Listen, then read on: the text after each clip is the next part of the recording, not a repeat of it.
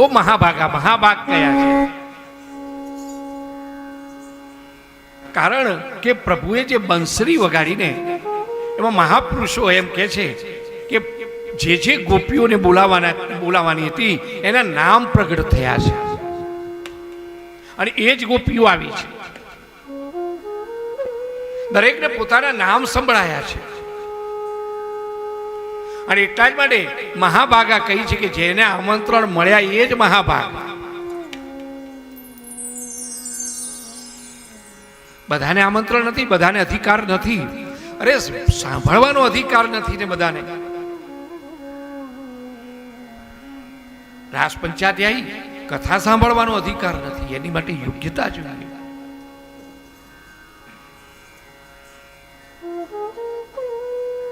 સ્વાગતમ વો મહાભાગા પ્રિયમ કિમ કરણવાણી. સ્વાગત છે હે મહાભાગા, હું તમારું પ્રિય શું કરું? અને પછી કહી રહ્યા છે વ્રત આગમનમ, તમે કેમ આવ્યા છો?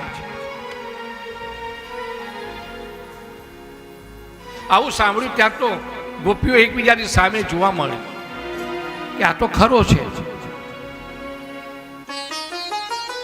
બંસરીનો નાદ કરીને બોલાવે છે અને આપણે આવ્યા એટલે કે છે કેમ આવ્યા? આ કોઈક આપણને એમ કે આવતીકાલે બરાબર 12 વાગે તમારા પરિવારને લઈને અમારા ત્યાં ભોજન કરવા આવજો, અને 12 વાગે પરિવારને લઈને આપણે ભોજન કરવા જઈએ. 12 વાગે પરિવારને લઈને ભોજન કરવા જઈએ અને કે કેમ આવ્યા છો? આ શું દશા થાય? અને ત્યાં તો કહી રહ્યા છે કે તમારા જેવી મામાએ વનમાં ન આવવું જોઈએ. સ્ત્રીઓએ તમારા જેવી સ્ત્રી રાત્રે વનમાં ન શોભે. વિચાર, તમારા જેવી સ્ત્રી એ રાત્રે વનમાં ન શોભે.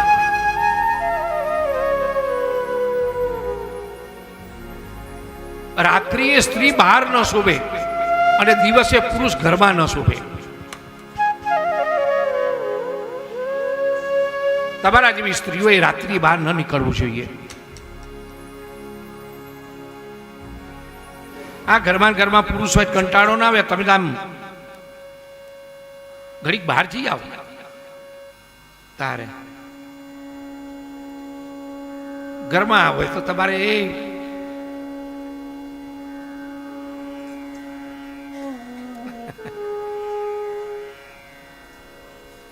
બતાવે છે પોતાનો પતિ ગમે તેવો હોય એને છોડીને સ્ત્રીઓએ ક્યારે પણ ના આપવું જોઈએ. તમારે એની સેવા કરવી જોઈએ. વર્તુ શુશ્રુષેણ સ્ત્રીયાનામ પરો ધર્મો.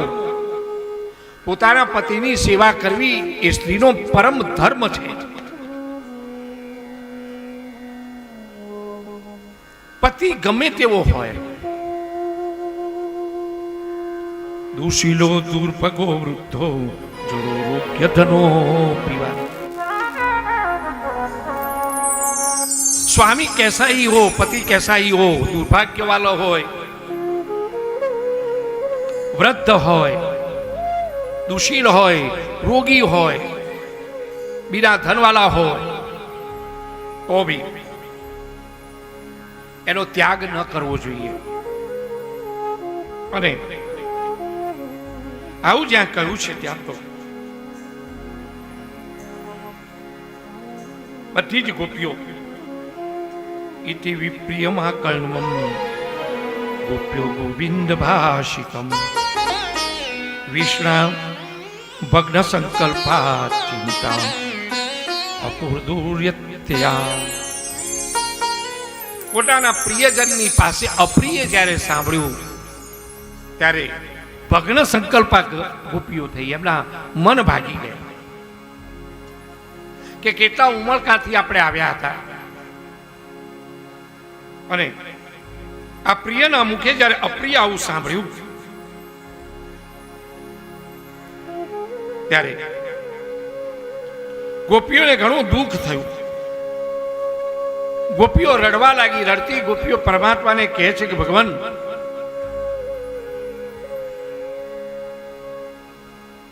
તમારા ઉપર પરમ સ્નેહના કારણે જગતમાં સર્વેશ્વરમાં કોઈ તમે હો તો એ તમે છો, અને એના કારણે આ સંસારની બધું મૂકીને અમે તમારી પાસે આવ્યા છીએ.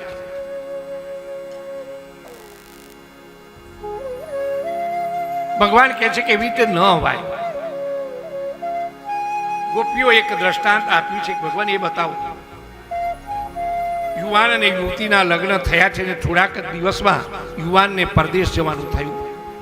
આ યુવતી રડવા લાગી અને ત્યાર તો પેલા યુવાને પોતાનો ફોટો આપ્યો અને કહ્યું કે લે મારો ફોટો, મારા વિયોગમાં પણ તને સંયોગ લાગશે, પણ મારે જવું તો પડશે જ. એમ ફોટો આપી આ યુવાન પરદેશ ગયો. હવે જે આ યુવતી હતી ને એ ફોટાને મૂકીને એની પૂજા કરે છે ને એની આરતી ઉતારે છે ને એની પાસે બેસીને વાતો કરે છે. કારણ પોતાનો પતિ પરદેશ ગયો છે, ફોટો આપ્યો છે. આ ફોટાની સાથે જ બધો વ્યવહાર કરે છે. અને જોત જોતામાં દિવસો પરિપૂર્ણ થયા અને પોતાનો પતિ જે બહાર ગામ ગયો હતો એ યુવાન આવ્યો. ઘર બંધ છે, ખખડાયું પણ કોઈ ખોલતું નથી. પણ રસોડાની સાઈડે એક બીજો દરવાજો હતો અને ત્યાં ગયો અને બારીમાંથી જુએ છે તો છે તો ઘરમાં, પણ કોઈ ફોટા પાસે એ પૂજા કરી રહી છે. અને જોયું તો ફોટો બીજા કોઈનો નહીં, આ યુવકનો જ હતો. પેલા બારી ખખડાઈ, એકદમ સાવધાન થઈ. કોઈક આવ્યું અને ત્યાં એને બારણું ખોલ્યું અને આ યુવક એ બારણા તરફ ગયો. તો એકદમ આનંદ થયો, હો તમે આવી ગયા. એકદમ આનંદ થઈ ગયો. આ યુવતીએ પેલા યુવકનું સ્વાગત કર્યું, પોતાના પતિનું. આ ગોપીઓ ભગવાનને દ્રષ્ટાંત કહી રહી છે અને કહે છે કે હવે ભગવાન બતાવો. આ પેલો યુવક બહારગામ ગયો તો ફોટો આપીને ગયો તો પેલી ફોટાની પૂજા કરતી હતી. હવે પેલો સ્વયં આવી ગયો તો આ યુવતીએ ફોટાની પૂજા કરવાની રહે ખરી? કરાય? ફોટાની પૂજા કરાય? હવે કેમ કે જેનો ફોટો હતો એ પ્રત્યક્ષ આવી ગયો. તો ભગવાન, અત્યાર સુધી જે અમારા સંસારના પતિઓ હતા ને એ બધા ફોટા જેવા હતા. અમારા સાચા પતિ તો તમે છો, અને તમે મળી ગયા પછી હવે તમે બતાવો અમારે સંસારી પતિઓની પાસે જવાનું હોય ખરું? પ્રભુ નિરુત્તરિત બન્યા છે. ગોપીઓનો ભાવ જોયો છે અને પ્રભુએ રાસની તૈયારી કરી છે. પહેલા આપણે લઘુ રાસ અને પછી મહારાસ કરીશું. બધા જ યુથ તૈયાર થયા છે. 4 યુથો છે, એક કૃષ્ણ અને એક ગોપી. પ્રત્યેકને પોતાનો આગવો કૃષ્ણ. એક યુથ છે, વચમાં એક કૃષ્ણ અને ચારે બાજુ ગોપીઓ.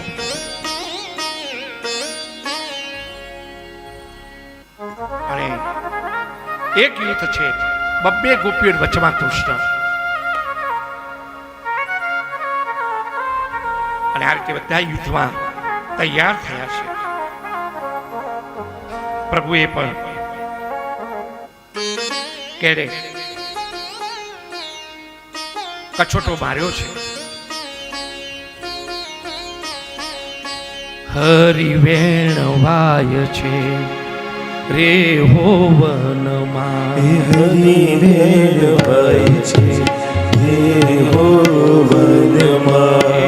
હરિવેણ વાય છે રે હોવનમાં. હરિવેણ વાય છે રે હોવનમાં. એ વાલો વેણ વાય છે રે હોવનમાં. વાલો વેણ વાય છે રે હોવનમાં.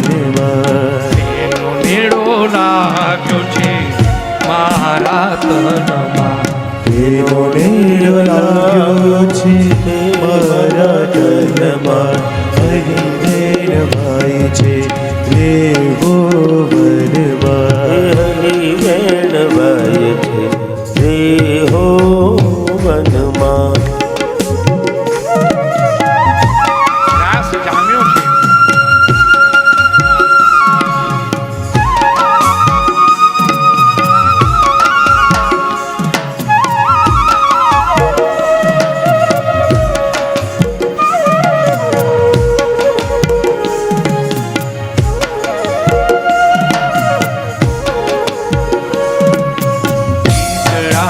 ચટપટી રેહો લાગી. ચીતડામાં ચટપટી રેહો લાગી.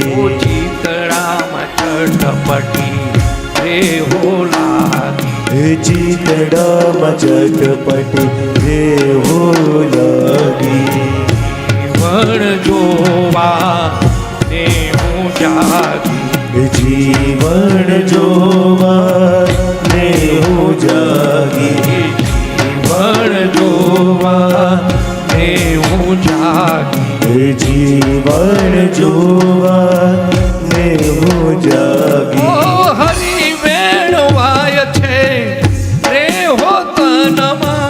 હરિ વેણવાય છે દેવો વનમાં. હાલો વેણવાય છે રેહો દેવાનો વેણવાય છે દેવો વનમાં. શ્રી રાધે.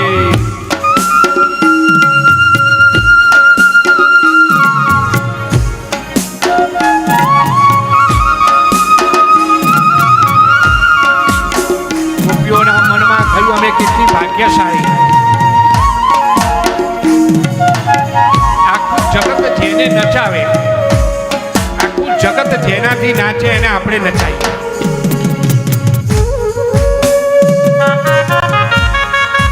બીજા જીવો કરતા અમે ભાગ્યશાળી છીએ, આવું અભિમાન આજે.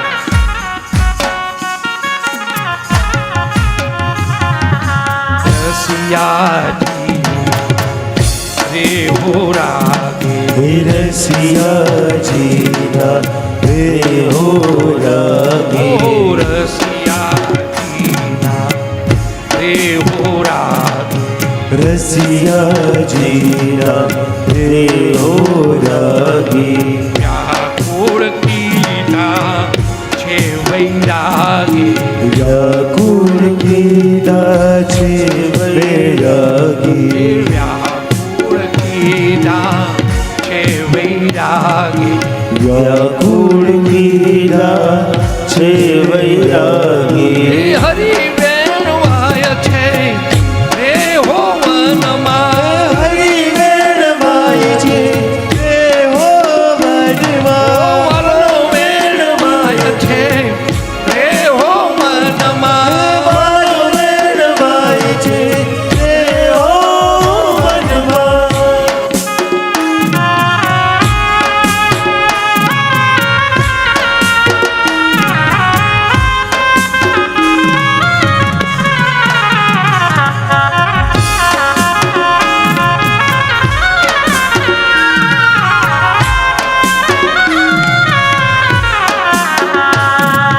દાસ મીઠા રેહો સ્વામી. દાસ મીઠાના દેહો સ્વામી. દાસ મીઠાના રેહો સ્વામી. દાસ મીઠાના દેહો સ્વામી.